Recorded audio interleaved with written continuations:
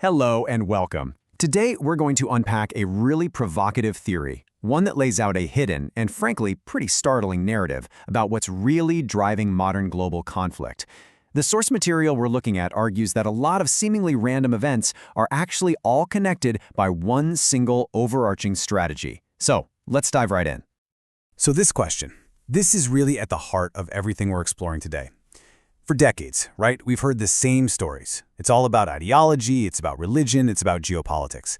But the source far explainer today argues that the real answer lies somewhere else entirely, and that what we're all seeing on the surface, that is definitely not the full story. And this slide right here presents a profound contradiction that our source puts front and center. I mean, think about it.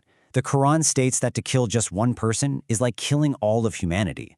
So the source asks a really crucial question. How can a faith with this idea at its very core be so often connected with these huge acts of mass violence? Well, according to the theory we're digging into, this contradiction isn't some accident. It's not just a simple misinterpretation of a text. The source argues it's actually a symptom, a deliberately engineered outcome of a hidden influence that has been shaping global events for, get this, over 70 years. To really get what this argument is saying, we've got to rewind the clock.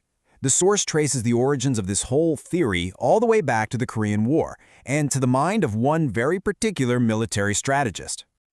Okay, so the setting is the early 1950s. According to our source, China, with way worse technology, somehow fights the world's greatest superpower to a total standstill. This stalemate, it's alleged, created this misguided pride and a powerful belief that they had discovered a whole new way to win a war. And the architect of this strategy? A general named Lin Biao. And this was his big idea. This was his innovation. Not a fair fight, not a direct head-on confrontation. It's called asymmetric warfare, and the source defines it really simply. Don't meet strength with strength.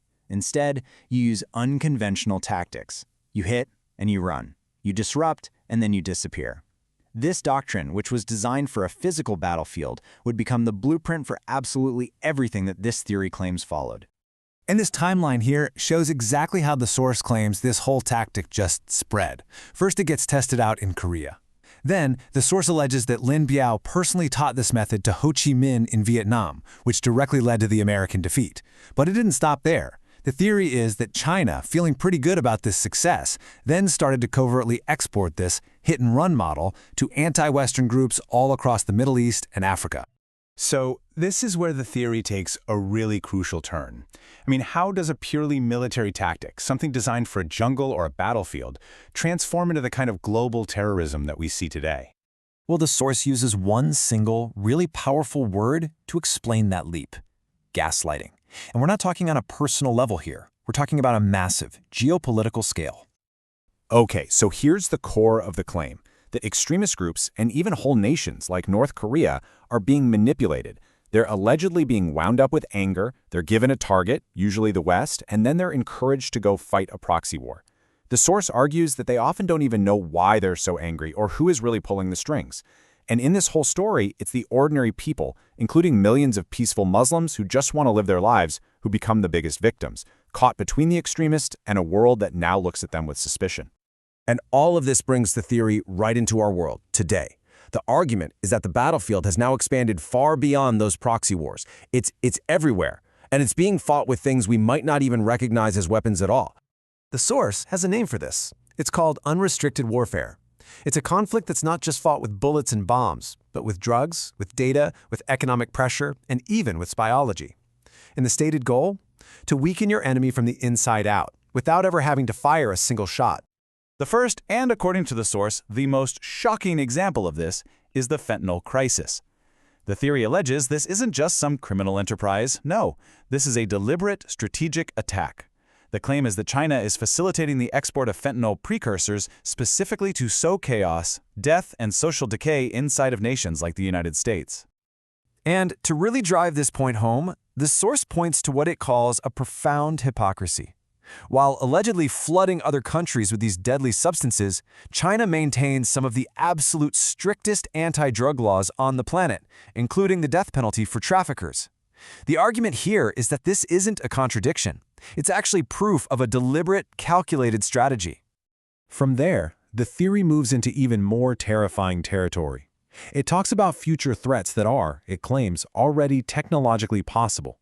We're talking things like biodrones that could spread viruses far more potent than anything we've seen before. Or, even more chilling, genetic agents designed to only affect people with specific DNA, which would enable targeted ethnic attacks, or even assassinations, for something like organ harvesting. The final weapon in this alleged arsenal is all about economics. The source describes a two-pronged strategy. On one hand, China meticulously protects its own domestic resources. But on the other, it aggressively extracts and controls resources from other places, like Africa and Europe.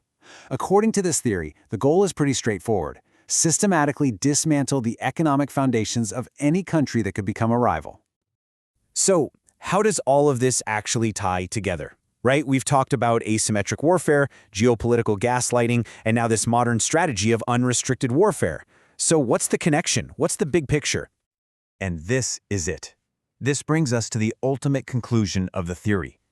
The argument is that none of this is random. Not the Korean War, not the fall of Saigon, not global terrorism, not the fentanyl crisis. The source presents all of these as calculated, deliberate moves in a single, decades-long game.